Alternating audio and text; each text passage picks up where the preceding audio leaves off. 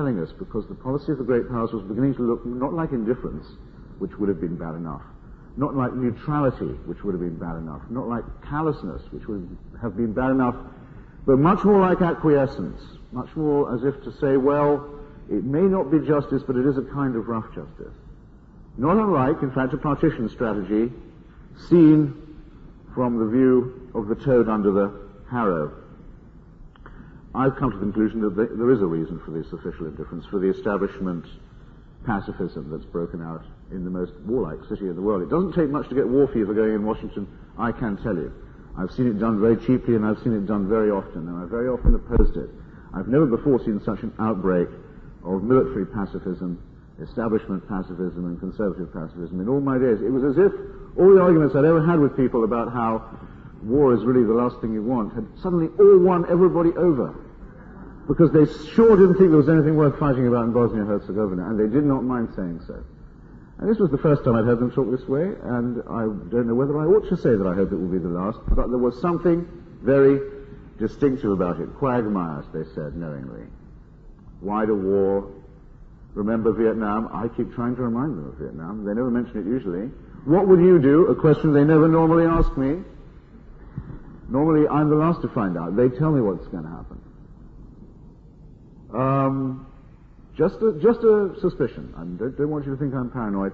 Just a suspicion here that probably this partition and its logical and probable consequences were not opposed in high places, that in fact our governments have been silent partners in this dismemberment. Meanwhile, the Croatian regular armed forces, you may have noticed, have been sort of edging under the German umbrella, sort of into NATO without any vote being taken. There are some American air bases being opened, so far only for fairly small spy planes called Nats, in Albania, on the Albanian coast. Other little bits of the jigsaw coming together. Maybe too early to say, but we know who paid the price for it at any rate. It was the cultured and civilized and peaceful population of Bosnia and Herzegovina, as was and as may yet be. I had another little insight, if I can be allowed one anecdote. During this period, I was in a Croatian restaurant where I go sometimes in New York, in Columbia University, having drinks with some friends, and in came Lord Owen, who I used to know as David Owen when he was a mere commoner. And when I worked for the New Statesman in London, and he, as Labour Party Foreign Secretary, was making a complete hash and mess of the independence negotiations for Zimbabwe. We know each other from that. Hadn't spoken since, actually. But he said, "Hello, Christopher," slightly to my surprise, and I said, "Well, Doctor, he's... Lord, I won't call him. Doctor, I will. He is a doctor. Lord, I can't do it. I don't know why, I just can't do it." So he sat down in the presence of witnesses. He introduced his companions, who were the Croatian ambassadors to the United Nations, some of his entourage, his suite, many of whom looked very much like Mate Boban supporters to me. At any rate, the subject of conversation was not what I had expected at all. The subject of conversation was the personal and political splendor of Slobodan Milosevic as a negotiating partner. All were agreed, Owen and his party, that you couldn't really look for a nicer guy if you wanted to cut a deal. How helpful, I remember Owen saying, he's being in the Krajina. How wonderful it is that one has someone one can really do business with. And the Croatians were all nodding about this. And when I put this in a story I did, because I thought, the hell with it, I'm never going to talk to Owen again anyway. And what is the point of being a journalist if you cannot break the occasional confidence? When I printed this in the Washington Post, he did not deny it, though he's denied many other accusations made against him of his public and private behavior in this matter. I'm forced to the conclusion that my ears did not deceive me.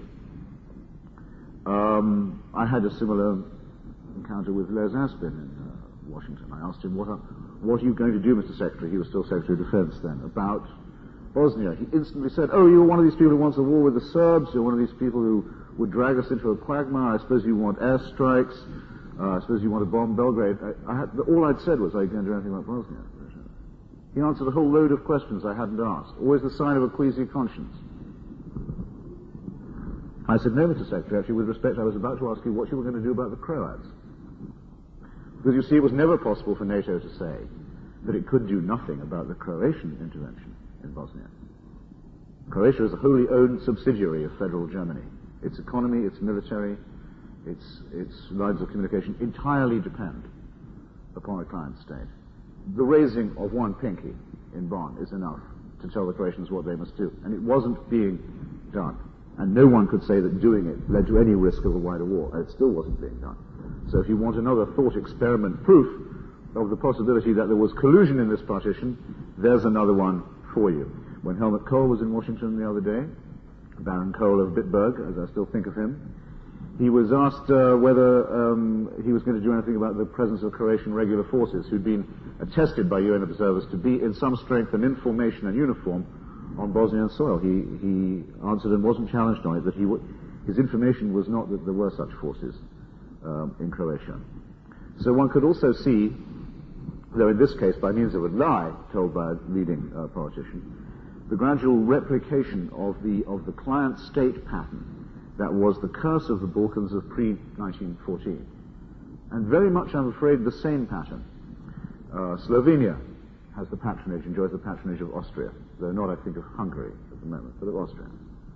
Croatia has always enjoyed the patronage of federal Germany, and some people blame, in fact, the present crisis, I think, too simplistically, on German insistence on the recognition by the West of Croatian independence prematurely. At any rate, there is no argument about the patron-client relationship between Croatia and Germany.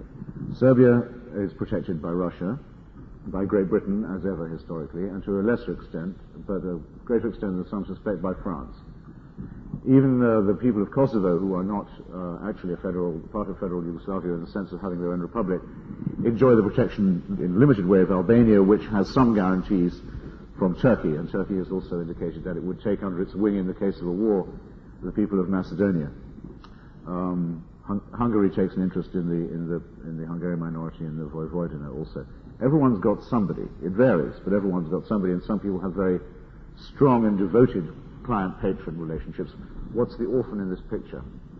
The orphan is Bosnia-Herzegovina. Bosnia has no patron, has no friend. It was our hope that as the only republic of former Yugoslavia to declare for democracy and for a multi-ethnic and multicultural system, as the only one of them to do that, that it might attract the attention of the United States, which claims also to act as the arsenal of multi-ethnic democratic practice. But that hope has proved so far to be vain, though I'm coming back to that point. Now, did the Bosnians reply in kind to this treatment, to this double invasion of their territory, to this cleansing of their population, to this betrayal by all the powers that should by law and in principle have protected them? I can only say that I've never seen or heard any Bosnian propaganda that refers, say, to the Christians, even though it's in the name of both Catholic and Orthodox fanaticism. Catholic and Orthodox jihads, in a sense, have been proclaimed against the Muslims of Bosnia-Herzegovina. I've never heard a Bosnian Muslim or a secular Bosnian reply in kind and refer to Christian dogs or Catholic rabble or Orthodox filth or anything of this kind, not even in private, but in no one of their publications or statements was any taint of that kind ever detectable. In fact, and instead, in the bombed-out vestibule of the Presidency building, a wonderful old Austro-Hungarian building still standing in the middle of Sarajevo, where President Izetbegovic has his office, I saw, as I came in, a wonderful poster that I really should have brought along tonight, and to which I can send a copy to Imran for replication.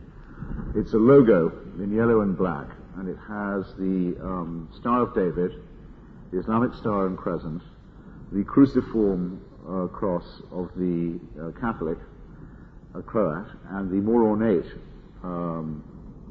with the bauble, as it were, I hope I'm not insulting any Orthodox here, more ornate crucifix form of the Orthodox, combined into one logo, and in Latin, on the top, gens una sumus is the legend, the superscription. If your Latin is as good as mine, you'll need to be told that means the people are one, or we are one people. That is pretty good propaganda to have in a war where your enemies describe you as subhuman because of your religion, and where the temptation must be, as in any religious war, to reply in kind. All the wall posters that are done for distribution among the troops and in the colleges and on the streets, the wall poster kind of daily stuff that gets put out, it's all propaganda against fascism. Death to fascism, it says in Srebrenica, freedom to the people.